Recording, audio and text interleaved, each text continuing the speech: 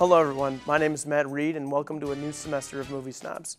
This year has been a huge year for Marvel movies, with the culmination of the cinematic universe coming to a head with the release of Infinity War in the spring. However, we can't forget about the newer movies in the Marvel universe, especially if they shine beyond the typical tropes that you expect from a superhero movie. Antman and the Wasp is exactly that. I went into this movie expecting pretty much exactly what I got from the first Ant-Man movie. A movie that I wasn't too excited about, but was mildly surprised at the enjoyment I took away from it all. I couldn't have been more wrong about this one.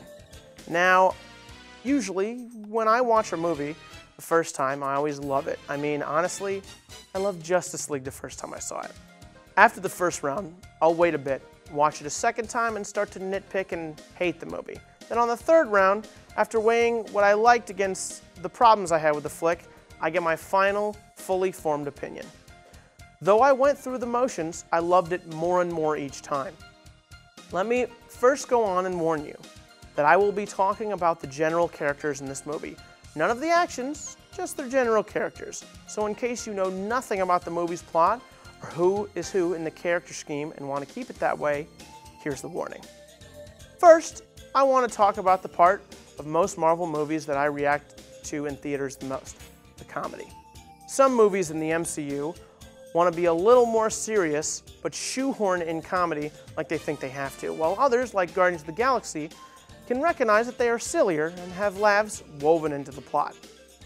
Even when I was fully engrossed in the plot that was being divulged, there was perfectly timed comedy coming from Paul Rudd's character that the other, more serious characters mostly ignored or shrugged off, because that's just who Scott Lang is in this universe.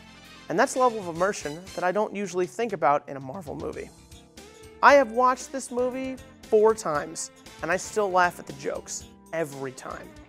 Michael Pena and his posse in this movie are some of the funniest moments in Marvel movies that I think will ever exist.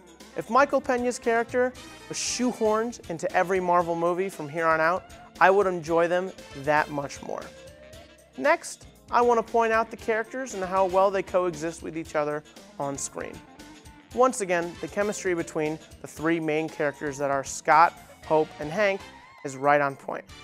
They work so well together, even after all that's happened and changed in between the movies, that I sometimes forget these are actors playing roles. Yes, there were changes, but they were all believable to a point where there was legitimate character growth instead of just straight-up tonal shift differences in the sequel.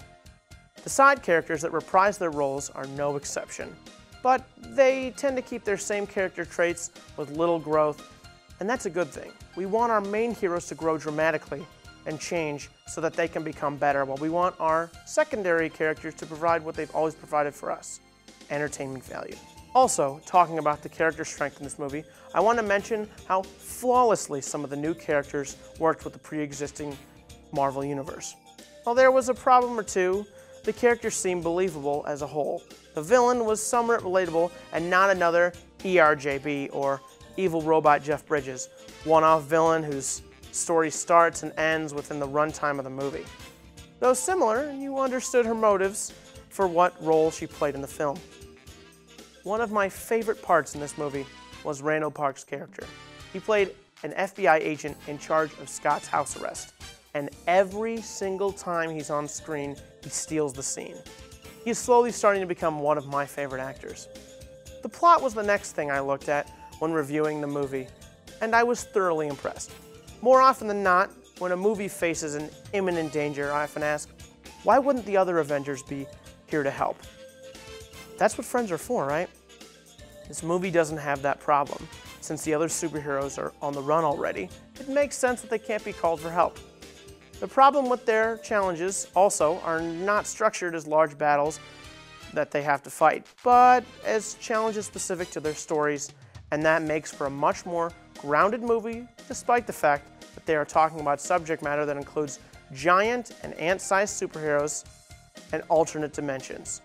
This is all possible while also tying subtly into the other Marvel movies and the current events of the MCU. The last and probably my favorite part about the Marvel movies is the memorable action and creativity in the fight scenes. The first Ant-Man didn't shy away from taking full advantage of the shrinking and enlarging aspects of the combat, and though we saw a great deal of it in the first movie, we also get a taste of it in the second installment.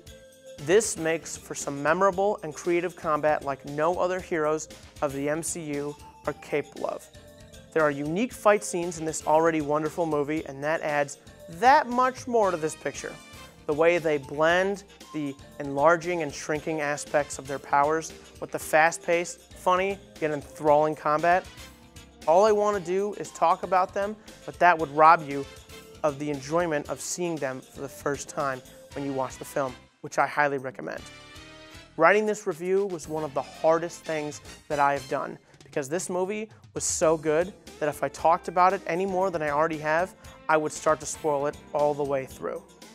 All I can say to end this review that this movie is one I would highly recommend to anyone who wants a fun ride the whole way through. Whether or not you like Marvel movies, this movie can be enjoyed by anyone who is a fan of superheroes and solid action throughout. I give it a 9 out of 10. Go see it. That's all the time I have for today, but let me know what you think by tweeting me at ZTV Goofing Off using the hashtag Movie Snobs. Until then, I'm Matt Reid, and this has been Movie Snobs.